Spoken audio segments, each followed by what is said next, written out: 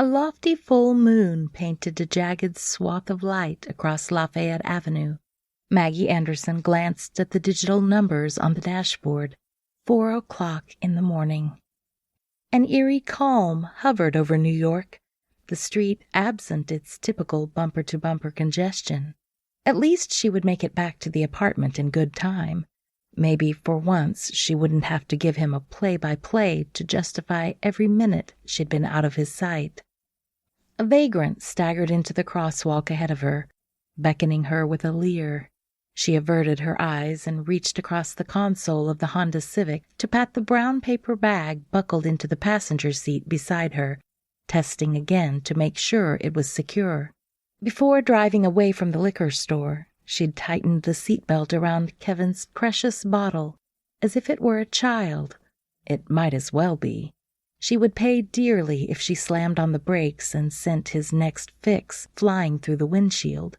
For a split second, the thought caused a cynical smile to tug at her mouth, until an image of the probable aftermath came into focus. She rubbed her left wrist, remembering his last tantrum, and forced her mind to blank out the scene. No use spoiling these brief minutes of freedom with a dose of reality.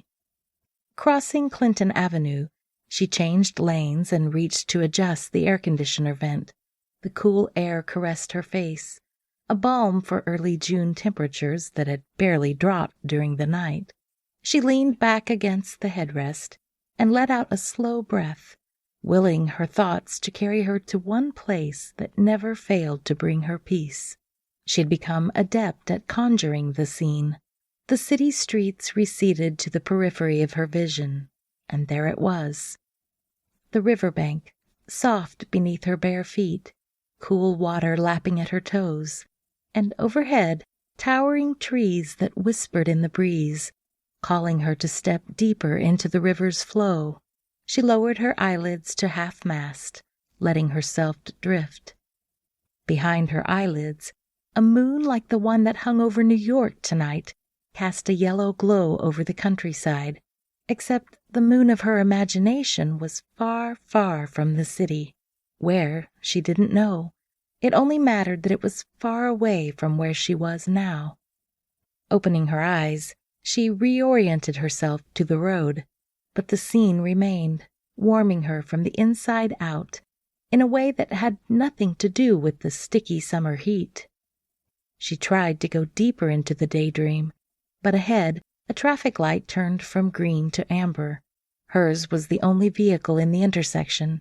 She could run the light and probably get away with it. Instead, she tapped the brakes and prepared to stop. The light meant she could spend another 90 seconds in her tranquil fantasy world. She could truthfully tell her boyfriend it was just the traffic. No help for that. He couldn't blame her.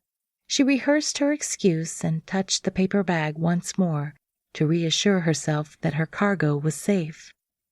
Closing her eyes again, she counted out the seconds before the light would turn green and returned to the riverbank in her mind. The cool water lapping at her. Boom! Boom! Boom! A series of sharp thuds vibrated the hood of the car. Hot air and acrid exhaust fumes rushed over her, carrying with them the city's distinctive music of distant sirens and taxi horns. Maggie jerked to attention. A blurry image loomed in her windshield, a man dressed in gray sweats, a hooded jacket over his head. A fleece-clad knee held her driver's door open. He pounded again, louder, on the roof of her car. "Get out! Get out of the car!" He spit the words like machine gun fire. Heart racing, Maggie tried to yank the door shut on his knee, but his leg pried it open wider. Fingers of steel reached through the opening and clamped around her arm, wrenching her sideways from the seat. She flailed at the steering wheel, trying in vain to sound the horn. Would anyone pay attention, even if she could? The street was deserted. To keep listening to this audiobook, I've left you a link in the description so you can do it, at no cost thanks to Audible's 30-day free trial.